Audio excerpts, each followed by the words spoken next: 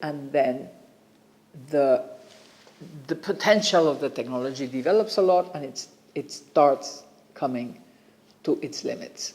So the last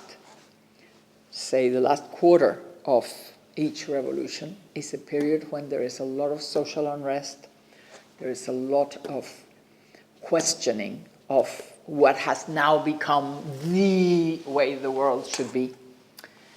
There is saturation of markets gradually, because even at that time there are still new systems coming on. The thing is that there are so many systems, one after the other, in each technological revolution. You can have a technology system, for instance, in the mass production period, the real boom in the chemical industry happened in the maturity phase. Everybody else was having, the automobile industry was in trouble since 1960, 14 years before the energy crisis.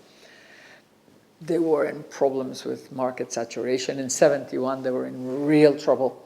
But the chemical industry went on very well until the energy crisis made their prices very high, and then they were in trouble. But there are series. So at that time, there are many industries that become saturated. They have no more opportunities. So that maturity phase is a combination of the very powerful industries becoming stagnant. Some new industries still in the same logic, growing like mad, but shorter. It was much shorter, the life cycle of many of the products of the chemical industry, and also things like, for instance, tourism. Mass tourism really had its boom in the 60s, but it lasted a very short time. Because there is so much, people have learned so much about how to do business in this new model that it lasts very short. They have very short life cycles, the last new industries, and the last new products even shorter, maybe within a year.